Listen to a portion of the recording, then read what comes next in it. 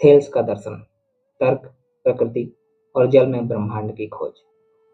Thales का जन्म 624 ईसा पूर्व ग्रीक उपनिवेश मिलेट्स में हुआ था। वह राजनेता, गणितज्ञ, खगोल वैज्ञानिक और प्रथम यूनानी दार्शनिक के रूप में प्रसिद्ध हुआ। ऐसा कहा जाता है कि उसने 28 मई 585 ईसा पूर्व को पड़े सूर्य ग्रहण की ठीक ठीक भविष्यवाणी की थी। सभी लेखक जो यूनान के 7 बुद्धिमान व्यक्तियों की सूची प्रस्तुत करते हैं, उसके नाम का उल्लेख अवश्य करते हैं। थेल्स ने संभवतः कभी कुछ लिखा नहीं, इसलिए हमारे पास उसकी कोई रचना नहीं है। नॉटिकल एस्ट्रोनॉमी नामक जिस पुस्तक का श्रेय उसे दिया जाता है, वह अप्रामाणिक है। इस प्रकार उसके संबंध में हमारा ज्ञान सहायक स्रोतों पर ही आधारित है। थेल्स का महत्व इस वजह से है कि उसने दार्शनिक समस्या को उचित तथा सीधे ढंग से प्रस्तुत किया तथा कल्पित जीवन का उल्लेख किए बिना उत्तर दिया। उसने जल को मूल पदार्थ घोषित किया और संभवतः अपने निष्कर्ष को इस अलौकिक तथ्य पर आधारित किया कि जीवन के लिए अनिवार्य अनेक तत्वों जैसे पोषण, ऊष्मा, बीज इत्यादि में नमी होती है। जल से प्रत्येक वस्तु उत्पन्न होती है, परंतु कैसे, वह इसका उत्तर नहीं देता। संभवतः उसने ऐसा इस वजह से किया होगा क्योंकि उसने अनुभव के तथ्य के रूप में एक पदार्थ के दूसरे पदार्थ में रूपांतरण को स्वीकार कर लिया था और यह उसके लिए कोई समस्या भी नहीं थी। प्रारंभिक यूनानी दार्शनिकों की भांति वह प्रकृति को जीवित, गतिशील, सक्रिय और परिवर्तनशील मानता है। कम से कम अरस्तु तो हमें यही बताता है।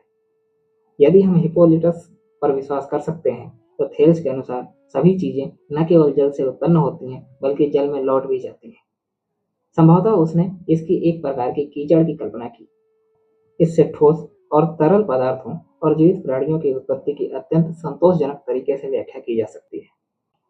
वह पहला विचारक था जिसने ब्रह्मांड की व्याख्या के लिए पौराणिक कथाओं और देवी देवताओं की कल्पनाओं से हटकर एक तार्किक, भौतिक और अनुभव सिद्ध दृष्टिकोण अपनाया। थेल्स ने 6ठी शताब्दी ईसा पूर्व में वह मूलभूत प्रश्न उठाया जो आज तक दर्शन, विज्ञान और तत्व मीमांसा की आत्मा बना हुआ है। इस सृष्टि की आधारभूत सत्ता क्या है? थेल्स का यह विचार सरल होते हुए भी अत्यंत गहन था।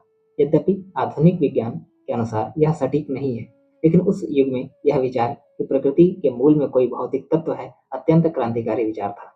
थेल्स ने देखा कि जीवन के सभी रूप जल पर निर्भर हैं। मानव और पशु शरीर में अधिकांश भाग जल है, पौधों की जीवन शक्ति भी जल ही है। उसने जल को एक आदि तत्व के रूप में देखा, एक बीज जिससे सृष्टि की रचना हुई। यह विचार भारतीय दर्शन में पंच महाभूतों की अवधारणा की याद दिलाता है, जहाँ जल भी एक मूलभूत तत्व माना गया है। उसने सूर्य ग्रहण की भविष्यवाणी कर कर यह सिद्ध किया कि आकाशीय घटनाएं देवताओं की इच्छा नहीं बल्कि नियमबद्ध गणनाओं पर आधारित है। इसलिए थेल्स को वैज्ञानिक चिंतन और दार्शनिक विवेक की पहली चिंगारी माना जाता है। थेल्स का मानना था कि सभी चीजें देवताओं से भरी हुई हैं। यह कथन प्रतीकात्मक है। इसका अर्थ यह नहीं है कि वह बहुदेववाद में विश्वास करता है, बल्कि वह मानता था कि प्रत्येक वस्तु में कोई आंतरिक शक्ति या चेतना है।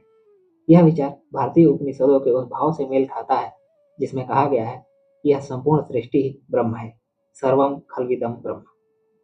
थेल्स केवल दार्शनिक नहीं था, वह एक गणितज्ञ और खगोलविद भी था। मिस्र की यात्रा के दौरान उसने ज्यामिति सीखी और उसे ग्रीस में विकसित किया।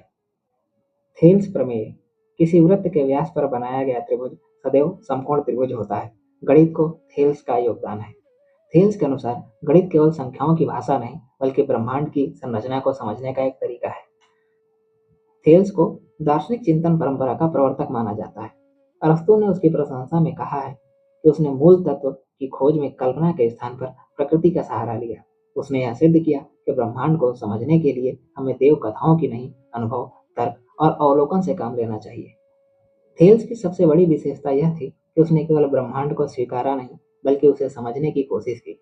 उसने प्रश्न पूछे, अनुभव किया, तर्क किया और अवलोकन के सहारे उत्तर गढ़े।